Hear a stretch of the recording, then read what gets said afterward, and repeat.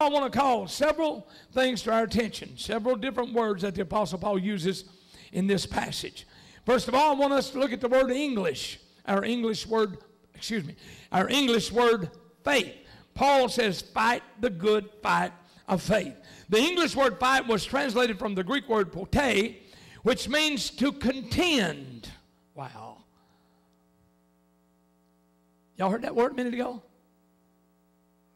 To fight means to contend. What did Jude say to you? Contend for the faith that was once delivered to the saints. It means to contend, and our English word contend is to mean challenge. So you are to challenge yourself for the faith. Now, so when Paul refers to the fact that we are in a fight with our faith, we are to fight with our faith, he is simply saying that you and I exercise our faith. It challenges the devil. You ever wonder why the devil shows up when you try to do something by faith? Because when you move by faith, you put on the gloves. And you challenge his authority, his title, and his rights. Let me say it again. When you move by faith, you challenge the devil's titles, the devil's authority, and the devil's power. You're not challenging God when you move by faith, because God is with your faith. You are challenging the one who has tried to keep you from using your faith. So when Paul says it's a contention or contending, he means every time that we move by faith, we're challenging the devil. How many understand that? You know, they say, well, I'm going to try God. You don't try God. God's already proven himself. You don't have to try God. He'll stay true to his word. But you have to challenge the devil. So I want you to look at, when you move by faith, I want you to look today at yourself stepping into a boxing ring with one who holds the title. Now listen to me real close. He is simply saying that when we exercise our faith, we challenge the devil just as a contender when he steps into the boxing ring and challenges the one who holds the title. Now I'm going to talk to you about some contenders that have made progress over the years, but I'm not going to do that yet. Now, how many of you have ever watched a boxing match? Okay, so I'm not going to lose you here. For example, when the announcer who is announcing the boxing match and the boxers will say, in this corner is the World Federation Heavyweight Champion of the world. And then what's the next thing he does? And in this corner, the contender. Am I right? Or the challenger for that world title. That's exactly what happens when you move by faith. Paul says that when you and I enter into the arena of faith to challenge the devil for his titles, here's some of his titles. I'm going to go over others of them. The principality and the power of the air. The ruler of darkness. The God of this world. Which are titles that he has attained over the past 2,000 years.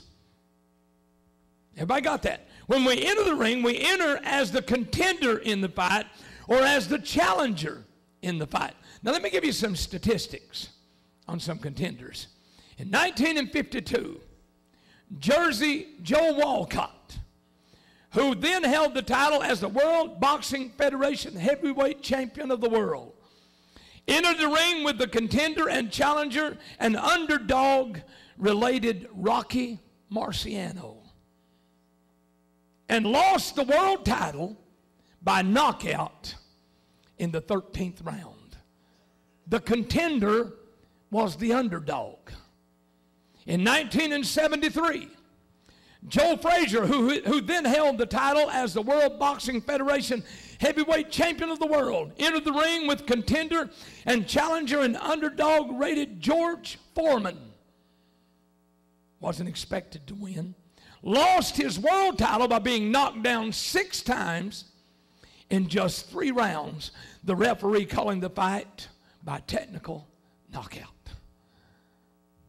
In 1973, George Foreman, who now held the title as the World Boxing Federation heavyweight champion of the world, entered the ring with contender and challenger and underdog rated Muhammad Ali.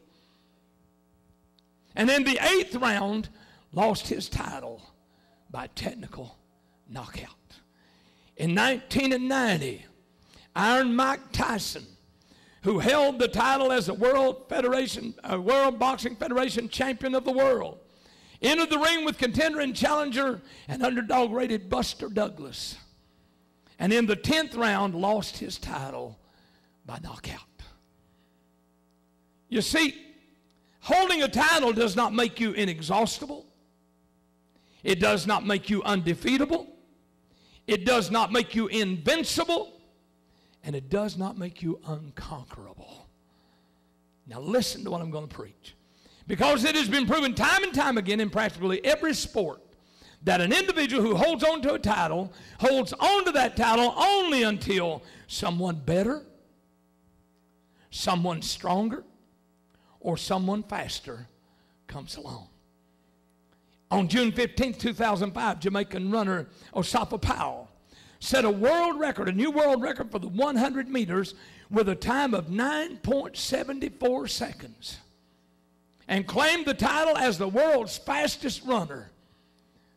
But in May of 2008, contender and challenger Usain Bolt stripped him of his title by running the 100 meters in a record time of 9.72 seconds. He beat him by 0.02 of a second.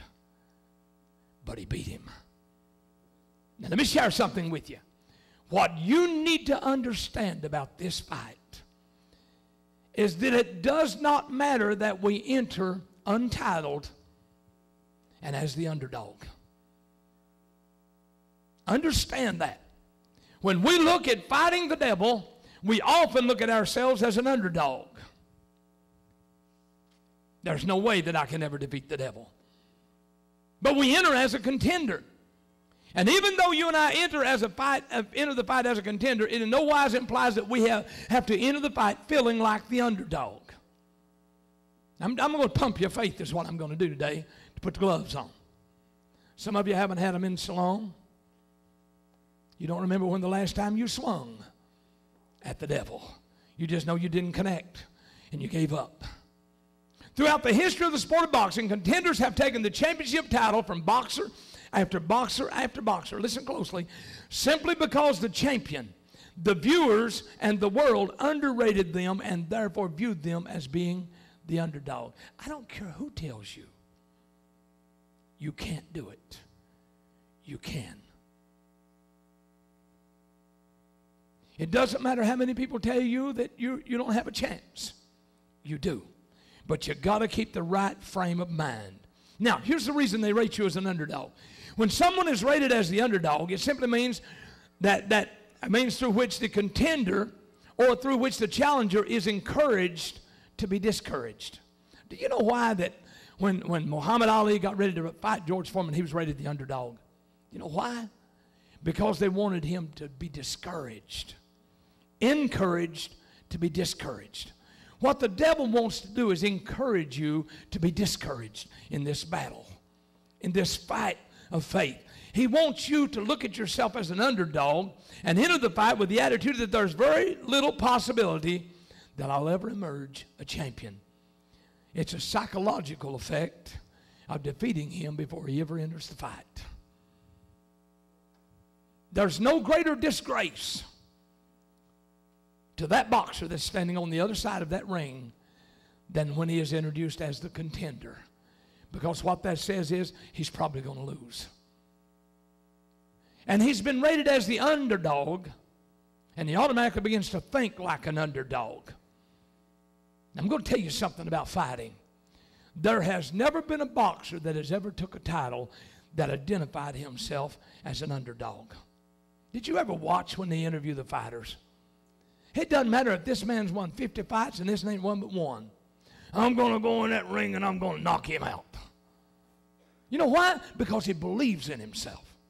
And that makes him dangerous. You ain't hearing me preach. Y'all ain't hearing what I'm trying to say. When he walks in that ring, if they interviewed him and said, you're going to fight so-and-so, how do you feel? I'm going to lose. Brother Jason and I were at Arby's the other day, and we were talking to a guy who fights in this Ultimate Fighter stuff. And he was talking about it, and he said, I don't never win. He said, I won one time, and I thought I was doing good. And he said, I've been whipped every time since. And he said, I know my next fight, I'm going to lose it. Didn't he? And we sat there laughing at him. I said, why are you going to fight? If you know you're going to lose, why are you going to fight? And he has the attitude that I'm never going to be a winner. And you know what? He never will be. What was Cassius Clay's, Muhammad Ali's famous words? Float like a butterfly, sting like a bee. What was he saying? I can get in that ring and I can take anybody. And that was one of the boastingest men that has ever worn the belt. But you know what? He was one of the toughest men that ever wore the belt. Because he believed in Muhammad Ali. He believed in who he was. He believed he was a contender for the belt, and he took it from George Foreman. He believed he could whip anybody, and he could. But today he's not a champion. Today he's got a disease, and he shakes. He's not a contender. He's not a champion anymore. But for that time, he wore that belt, and he defended it perfectly. All challengers, no matter who you are, come on. I'll take you on. He was confident in who he was. The first step to winning a fight is believing you can do it. Anybody agree with that? Brother Jason and I, after we left, we were laughing about it, and I said, that guy will never win a fight. He ain't got a chance. He said, I went in the ring with one guy, and how many seconds did he say lasted? So many, 16, 15. He said, I got in there, and he said, I stayed away from him for 15 seconds. And then he caught me. And when he caught me, I went out in 16 seconds. What did it take? One punch. But what I want you to understand is, I could tell by that man's own mouth that he was never going to be a winner. And we asked him, we said, who trains you? Nobody. You don't train? No. I just go in the ring, let him beat on me. And he had stitches, didn't he, Brother Jason, right there? And he said, right there's the last fight. Broke my nose. Why do you fight? Not believing you can win. Christian, I'm asking you a question. Why do you bother to challenge the devil when you know as soon as he shows up, you're going to quit? Why do you bother to talk about faith? And then as soon as the devil shows up on the other side of the ring, you just lay down the gloves and say, he can have it. It's not worth fighting for. This is a fight. This is a boxing match. You are the contender. Now, let me ask you something. Why do you think the devil tells you you're not a winner? Why do you think the devil tells you you can't win? Because it's a psychological effect to get you not to believe in yourself. Because if he can get you not believe in yourself, he's got you halfway whipped before you ever get in the ring. Now, I'm going to preach. I've got some powerful scriptures. But I want to share some things with you today. Why does the devil discourage you? Because he sees a winner in you. Anybody hear me? Why does the devil attack me? Because he sees a winner in you. And he's got to keep you beat down and not believing in yourself. Because that's half the battle. So what he does all these things to keep you downhearted and discouraged and broken. Because he understands when the time comes for you to challenge him, you're not going to be a fight. All he's got to do is show up and you're going to get out of the ring.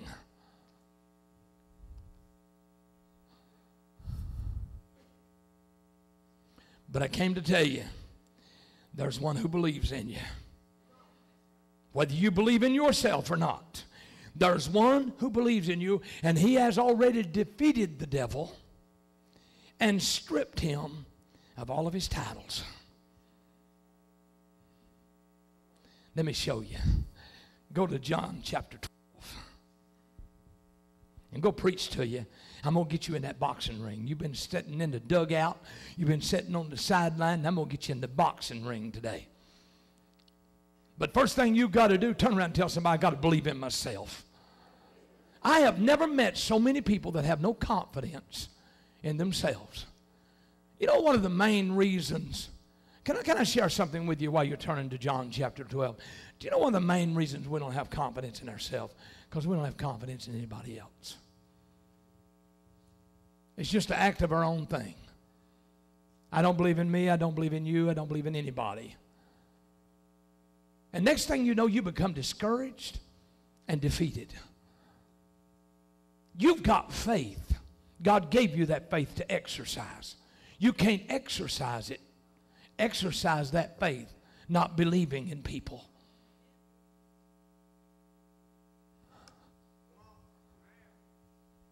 You know, the greatest exercising of my faith is for me to believe in Brother Mike. Right there. If I can't believe in him, I can't exercise my faith. And then my faith dies in me. I've got to have confidence in my brothers and sisters. I've got to have confidence in God. I've got to have confidence in the Bible. I've got to have confidence in prayer. I've got to be a confident person.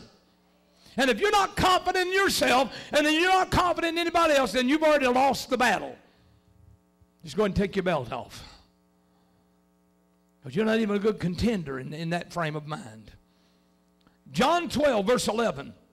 And now is the judgment of this world. Now shall the prince, that's a title. Everybody say that's a title. He wore the belt that said the prince of this world. Jesus climbed into the ring and said this, now shall the prince of this world be cast out. And what is one of Jesus' titles as the Son of God? He is the Prince of Peace. Well, you're welcome. Satan is no longer a prince. He is a principality, but not a prince. He has no right to define himself as a prince. That's been taken away from him. But he still is known as a principality. Everybody say amen. We'll go to Ephesians chapter 1. He's going to strip him of that title too. And the reason Jesus stripped him of his titles was so that we don't have to fear him, because he's really not who he says he is. Not in the eyes of God. He is in the eyes of the world. He is in the eyes of most Christians. But it's going to be a hard thing to take his title out of our lives. It's not going to be an easy task. You'll have to fight with him. Now what I say he is, he's no longer a prince, he's what? Say it. Look at Ephesians chapter 1. Verse 21. Far above all principality and power and might and dominion and every name that is named. Can I tell you what that means? Every title that he's been given. Well, somebody got it. God hath highly exalted Jesus above all principality, above all power, above all dominion. And this is what he said. Even above any title that the devil ever had. Every name that is named. I'm going somewhere. I hope you can stay with me long enough to get there. Everybody say it. Every name that is named. Not only did Jesus strip the devil of his titles, but all of his authority as well.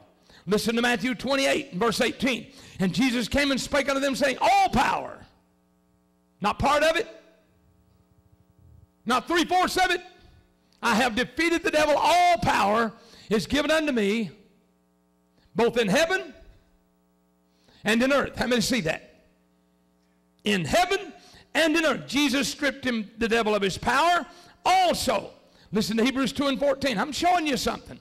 For as much then as the children are partakers of flesh and blood, he also himself likewise took part of the same, that he through death might destroy him that had the power of death, that is, the devil. He stripped him of every title. And he testifies to it in the Word of God. How come he's still what he is in our lives? The only titles, I want you to listen closely to what I'm going to say. The only titles that the devil now holds are those that he holds in our individual lives. He's already been stripped of all of his power. The only power he has is what you give him in your individual life. Now, let me explain something to us. And I want you to listen very close to me. It's up to you and me to strip him of his titles in our lives and in our families' lives. Let me explain to us